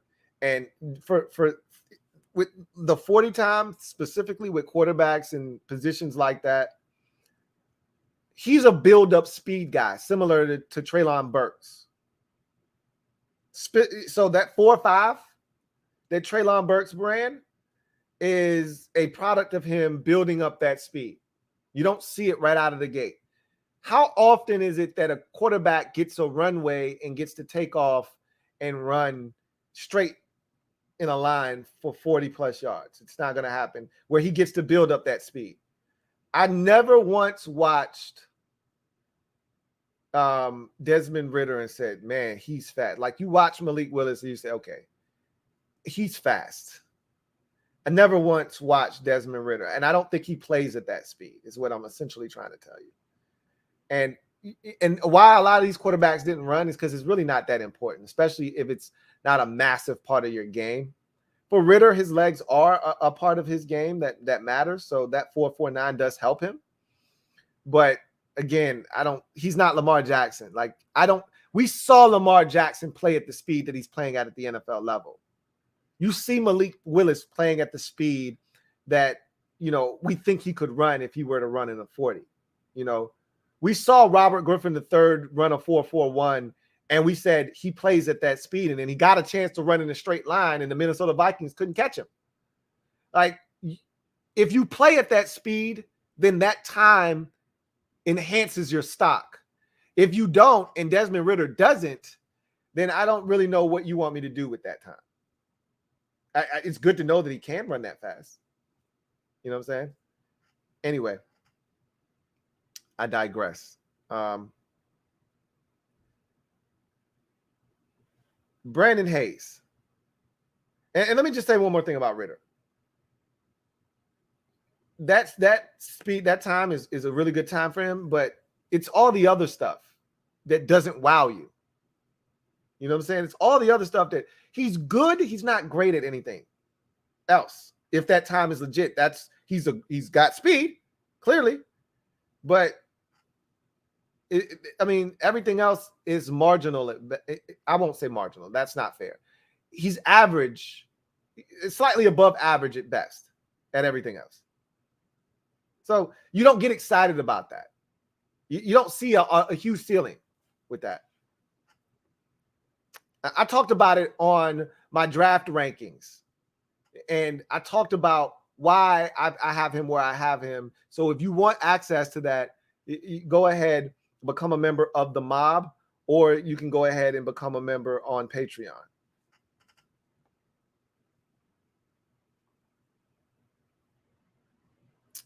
Brandon Hayes, thank you for the super chat. Greatly appreciate you. My guy Brandon Hayes writes, I hate that you keep saying we don't need to make strengths stronger regardless. I'm not saying don't do that. What positions have I said we shouldn't take because first of all, what position are we that strong at that we don't need to take another one? I don't think I've ever said don't take a position. We got enough of those already. I don't feel that way about defensive end.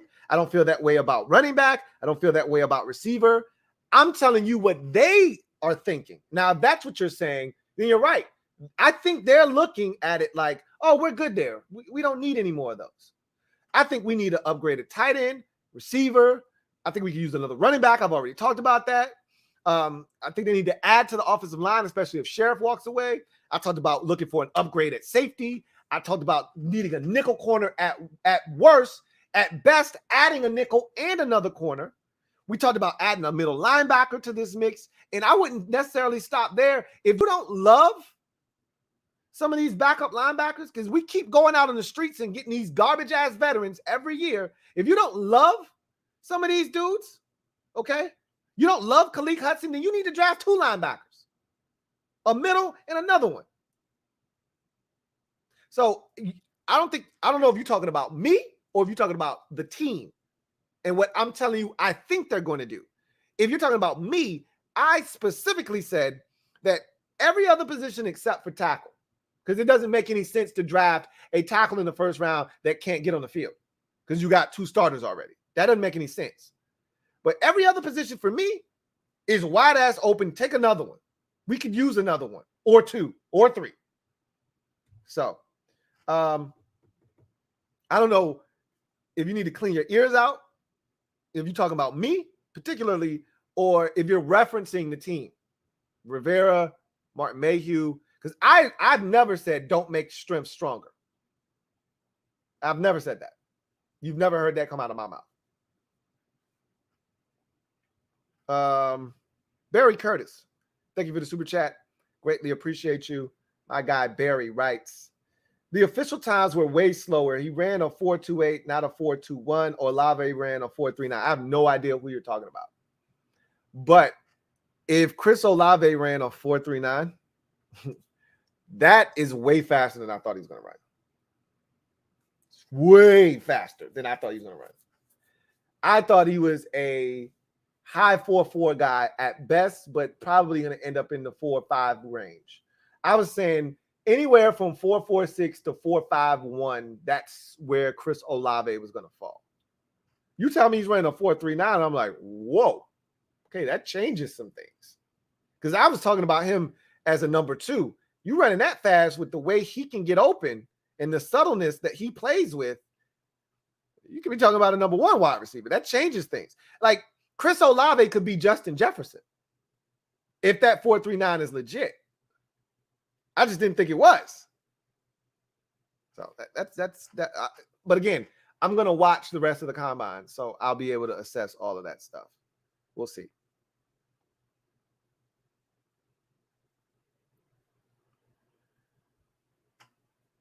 Brandon Hayes, thank you for the super chat. Double up. Thank you for doubling up. Greatly appreciate you. Brandon Hayes writes, we need everything, bro. LOL. I agree. I agree. You're preaching to the choir. Everything except tackle. And I think if Cornelius Lucas leaves in free agency, which is a realistic possibility, we'll need that too. But you're not drafting one at 11. You're not drafting a guy to sit on the bench in the first round. So if you tell me we take a 4th round tackle, damn right, we need it. We need all the help we can get. We need everything. I'm right there with you. We don't need a place kicker. We don't need a punter. Right now, Joey Sly hasn't missed a kick in a Washington uniform. Good. Keep him on board. We know what Tressway is. Good. We got one. We got a punter. We don't need either one of those. We took a long snapper in the draft last year. We don't need any specialists. You want a position or 2 or 3 that we don't need? We don't need any specialists. That's what we don't need. We don't need a long snapper. We don't need a punter. And right now, we don't need a place kicker. Everything else for me right now on the table. Could use an upgrade at safety. Could use a nickel corner at minimum. Could use a middle linebacker. Could use some depth at defensive end. I told you that shit is not okay. Okay? James Smith-Williams and Casey Toohill and William Bradley King and Shock, that shit is not okay. We need an upgrade. You're going to lose Tim Settle in free agency at defensive tackle. We need a defensive tackle. Okay? So we need everything on defense, at least one of everything on defense, if not more. Offensively, if you move on from Sheriff, you need a guard at minimum. At running back, I told you, Jared Patterson is cool. I'm not convinced he should be the last running back on the roster. Like him, don't love him, draft a running back. We know we can use an upgrade at wide receiver. I don't need to explain that to you. I've told you, anybody that would listen multiple times, we need a tight end upgrade. I don't want Ricky Seals-Jones back. I want an upgrade. So every single position on this team, and we know quarterback, I don't need to go into that. Every single position on this team stands for the specialists we can use an upgrade at. So I agree. You're saying it as if we are in some sort of disagreement here. We can use an upgrade everywhere, but just because you could use one of something at every position doesn't mean you need an overhaul of your roster. That's not what I'm saying either. Okay? But Ron makes it seem as if we get everybody healthy back, we bring a few of these guys that are pending free agents back, and we get the quarterback in. Here we go. We're off and running. Oh, hey. No, we're not, Ron. Some more work needs to be done here, buddy. Okay? More work needs to be done. Feel like Ron wants to get this quarterback so bad that he's acting like he only needs to clean up the outside of the vehicle.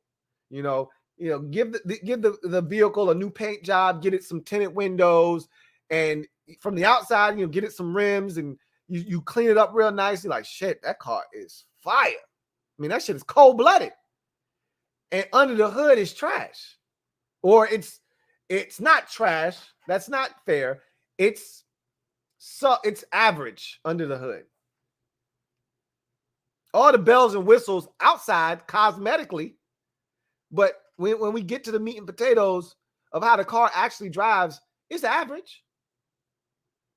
It could be better. And that's kind of how I feel like, bro. We talked about this. We talked about building the roster, the infrastructure of the roster, and then dropping the quarterback in. We ain't done building the infrastructure yet. So if you think you're just going to drop Matthew Stafford in and we're going to take off, you're wrong. Because we need more guys around that quarterback, whomever he is.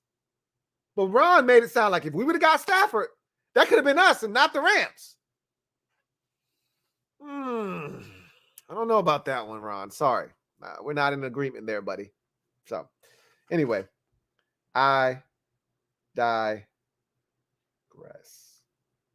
Anyway, that's going to do it for me, your man, Louie T. That was the last super chat.